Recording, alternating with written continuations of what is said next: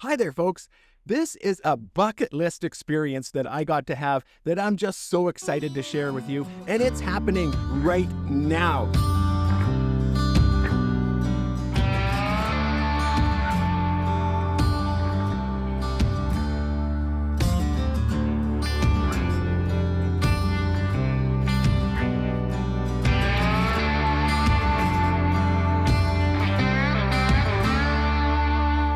Right now, in the beginning of July, in Nunavut by Arviat, that's over on the west side of Hudson's Bay, there is a huge herd of caribou that migrates north and south and west from that location, passes right by Arviat. Hey, if you ever get the chance to go to that town at this time, you will not regret it, and you can have a local person take you out. Everybody's got an ATV. Everyone's excited about the coming caribou, and you can go out and watch them harvest and see the entire herd.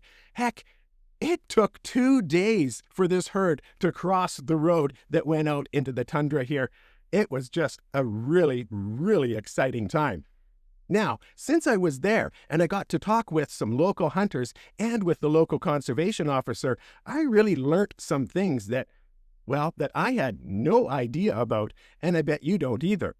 Okay, first off, here it's just past our hunting draws time in Alberta, where I'm from and where I do my hunting. And I've, of course, got my regulations out, and I'm studying all the different rules and all the maps and where I can hunt and where I can't and where this can be taken, and just over across the line here or across that river there, it can't be taken. You got to really be up on the different rules, laws, and regulations. Not to mention to fill out your hunting draws that I do every single year, so that I can hopefully get, a moose, a sheep, or whatever. It's very, very highly regulated for us here in Alberta, which is, hey, as all us outdoorsmen, that's not a bad thing. We're into that, right? We want this for ourselves, for our children, for our grandchildren. We all want to conserve our wildlife so that it's there for the next generation. Isn't that right? So that's why we have these different rules and laws in place to make sure that people are listening. A few bad apples can spoil it for everyone, right? So I was so fascinated to find out that in Nunavut, and I mean, this is a territory, which is like a province or a state. We call it a territory here. That is the size of Europe. I mean, this is a ginormous area.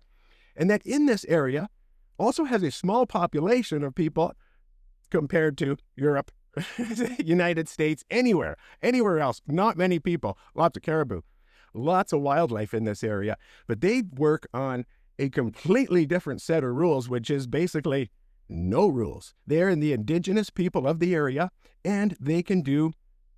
This fella that I met called himself a wildlife guardian. I thought that was a strange terminology. I was calling him a conservation officer. But he said, no, there's a big difference here.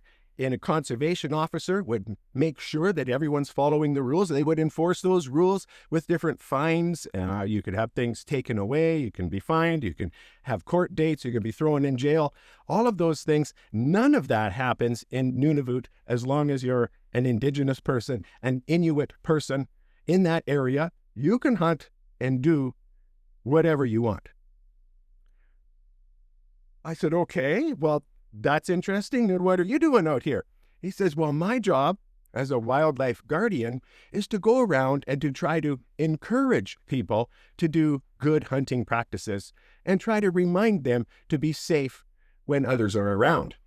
As a wildlife guardian, it's part of my job to kind of show my presence that, hey, we're watching and please have some respect for the animals. Really? Encourage them, I said. Yes, that's what he said. He said when he sees someone hunting, he'll go over and he'll say, maybe this time of year, it would have been wiser to take a bull caribou instead of those cow caribou. Maybe next time you might want to consider that. The people then have the opportunity to say, hey, that's a great idea, I'll do that, or screw off, I'll do whatever I want. Because no rules, no laws. Now, this population of caribou, as it goes back and forth, it can be hunted, and it was hunted. It was a constant boom, boom, boom, boom of rifles going off for the 2 days that it took for those caribou to cross that road. Okay, It's a big population, caribou, small population of people. I understand, but who's keeping track of all of this is my question. That's for sure. I suppose the people of the area are, right? It's going to be, if they've noticed less caribou, I guess they're going to hunt less caribou. Let's hope so, because that's the way it works here. Let's hear a little bit more from Jason, who's going to try to explain this a little better than me. I live in Arvia at Nunavut. I work as a wildlife guardian here in Nunavut. I work with a conservation officer at the wildlife office, and I'll talk a little bit about the caribou that's migrating right now, which you saw the other day. And the caribou we have is the Kamanakjak caribou herd, and the estimated numbers is roughly close to 300,000 in numbers. They migrate up north in the springtime, and then they migrate back south and then to the west in late summer, some of them right now, and then they'll be heading west once the weather gets colder. Some of the caribou stay behind over here. We call them resident caribou, and then we hunt those all year round throughout the whole winter. In the fall time, we try to harvest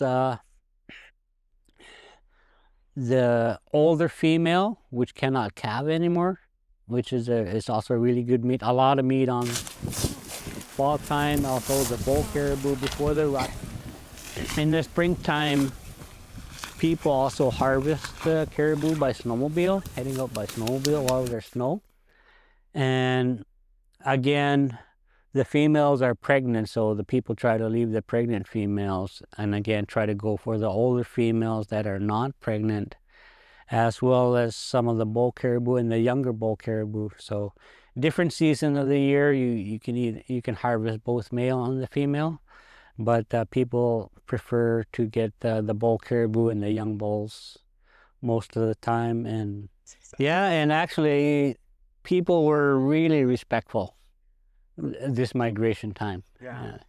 In the past, sometimes the people will shoot all over the place, but this year I've noticed it's a huge difference. And as a wildlife guardian, it's part of my job to kind of show my presence that, hey, we're watching, and please have some respect for the animals and the people around. Be safe.